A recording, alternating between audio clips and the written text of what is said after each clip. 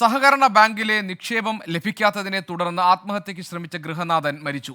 നെയ്യാറ്റിൻകര മരുതത്തൂർ സ്വദേശി സോമസാഗരമാണ് ചികിത്സയിലിരിക്കെ മരിച്ചത്.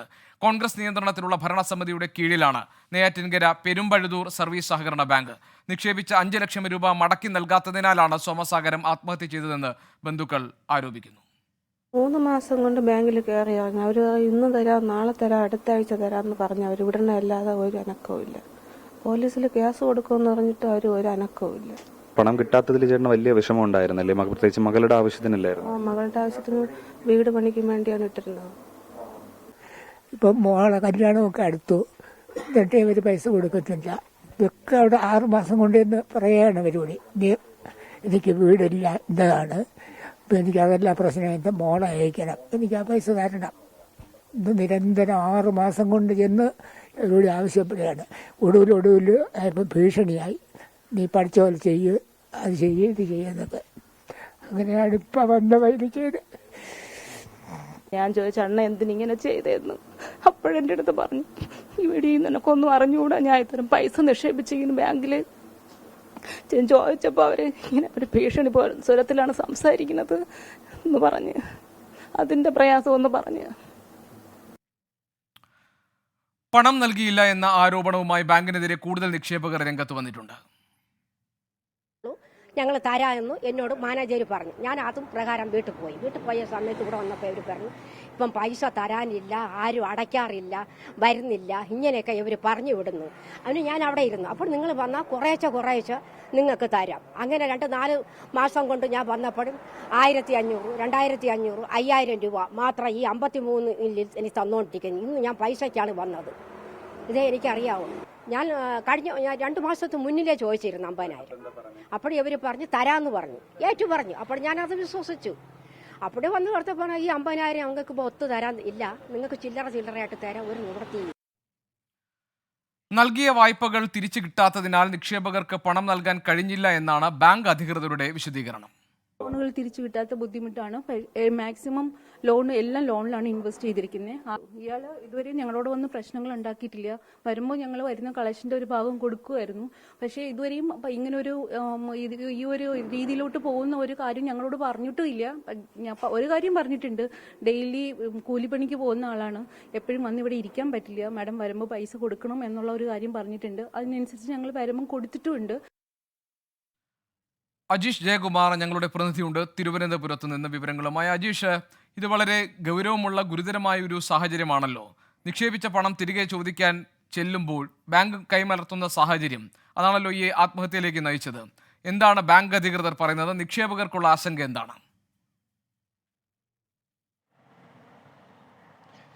ഈ ബാങ്കിൽ കുറേ മാസങ്ങളായി തന്നെ ഇത്തരത്തിൽ പ്രശ്നങ്ങളുണ്ട്. ഇപ്പോൾ ഈ സോമസാഗരത്തെ പോലുള്ള ഒരുപാട് ആളുകൾ ഇവിടെ പണം നിക്ഷേപിച്ചിട്ടുള്ളവർ കുറേ മാസങ്ങളായി ഈ ബാങ്കിൽ ഈ നിക്ഷേപിച്ച തുക തിരികെ കിട്ടണമെന്നാവശ്യപ്പെട്ട് ബാങ്കിലെത്തി. പക്ഷേ അവർക്കൊക്കെ തന്നെ ഗഡുക്കളായിട്ട് നൽകാമെന്നൊരു ധാരണയാണ്, ഒരു വർത്തമാനമാണ് ബാങ്കിൽ നിന്നുണ്ടാവുന്നത്. കാരണം ഒരുമിച്ച് ഈ നിക്ഷേപിച്ച തുക ഒരുമിച്ച് നൽകാൻ കഴിയില്ല എന്നൊരു നിലപാടാണ് ബാങ്ക് എപ്പോഴും സ്വീകരിച്ചുകൊണ്ടിരുന്നത്. 6 മാസം മുൻപാണ് ഈ സോമസാഗരം മകളുടെ വിവാഹ ആവശ്യത്തിനെന്ന് പറഞ്ഞ് ബാങ്കിൽ ആദ്യമായി ചെല്ലുന്നത്.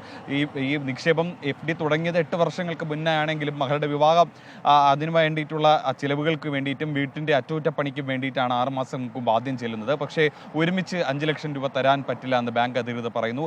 പക്ഷേ ഈ പണം കിട്ടാനായി പലതവണ ബാങ്കിൽ കയറിയിറങ്ങുന്നു. ഏറ്റവും ഒടുവിൽ ഏപ്രിൽ മാസത്തിലും കയറിയിറങ്ങിയപ്പോൾ ബാങ്ക് ജീവനക്കാർ മോശമായി പെരുമാറിയെന്നാണ് സോമസാഗരത്തിൻ്റെ ബന്ധുക്കൾ പറയുന്നത്. തുടർന്നാണ് ഏപ്രിൽ 19-ന് വിഷം കഴിച്ച് ആത്മഹത്യയ്ക്ക് ശ്രമിക്കുന്നത്. തിരുവനന്തപുരം മെഡിക്കൽ കോളേജ് ആശുപത്രിയിൽ ഏതാണ്ട് 2 ആഴ്ചയോളം സോമസാഗരം അത്യാസന്ന നിലയിൽ തുടരുകയായിരുന്നു. ബന്ധുക്കളടക്കം നേരിട്ട് കണ്ട് എന്തിനിങ്ങനെ ചെയ്തു എന്ന് ചോദിക്കുമ്പോഴാണ് ബാങ്ക് ജീവനക്കാരുടെ ഭാഗത്തു നിന്നുള്ള മോശമായ പെരുമാറ്റവും ഭീഷണിപ്പെടുത്തുന്ന സ്വരത്തിലുള്ള സംസാരവും കാരണമാണ് താൻ ഇങ്ങനെ ചെയ്തത്.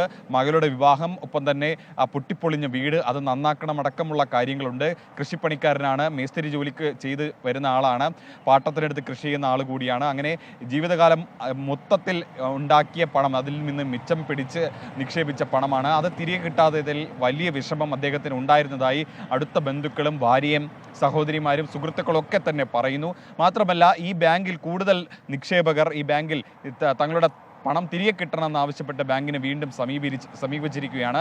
ബാങ്കിന്റെ ഭാഗത്തു നിന്നുണ്ടാകുന്ന ഒരു വിശദീകരണം എന്ന് പറഞ്ഞു കഴിഞ്ഞാൽ ഈ ബാങ്ക് കോൺഗ്രസിന്റെ നേതൃത്വത്തിലുള്ള ഭരണസമിതി നേതൃത്വം നൽകുന്ന ബാങ്കാണ്. ആ ബാങ്ക് കൂടുതൽ കടം കൊടുത്തിട്ടുള്ള ബാങ്കാണ്. ഈ കടം പലതും ഡിഫോൾട്ട് ആവുകയാണ്, ഇത് തിരിച്ചു കിട്ടുന്നില്ല. അതുകൊണ്ടാണ് ഇങ്ങനെ ഒരു സാമ്പത്തിക പ്രതിസന്ധി ഉണ്ടായിട്ടുള്ളത്. അതാണ് ഇപ്പോൾ നിക്ഷേപകർ ഈ കരുവന്നൂരിൻ്റെയും കണ്ടല ബാങ്കിൻ്റെയും അതിൻ്റെയൊക്കെ ഒരു സാഹചര്യത്തിൽ ഒരുമിച്ച് നിക്ഷേപം തിരികെ ചോദിച്ചെത്തുമ്പോൾ ആ പണം ഒരുമിച്ച് നൽകാൻ പറ്റാത്തതുണ്ടായത്. അല്ലാതെ ഈ സോമസാഗരം ആത്മഹത്യ ചെയ്യാൻ ശ്രമിച്ച ആശുപത്രിയിൽ കിടക്കുന്ന സമയത്ത് രണ്ടാമത് വീണ്ടും ഇവരുടെ ബന്ധുക്കൾ ഈ ബാങ്കിൽ എത്തിയിരുന്നു. അന്ന് ഇവരോട് സംസാരിച്ച് ജൂൺ 30-ന് ഈ പണം തിരികെ ഒരുമിച്ച് നൽകാമെന്ന് അവർ പറഞ്ഞിരുന്നു. പക്ഷേ അതും ഒരുപാട് വൈകിയാണ്. പക്ഷേ ഇതെല്ലാം ഈ സോമസാഗരം ആത്മഹത്യയ്ക്ക് ശ്രമിച്ചതിന് ശേഷം മാത്രമാണ് ഉണ്ടായത്.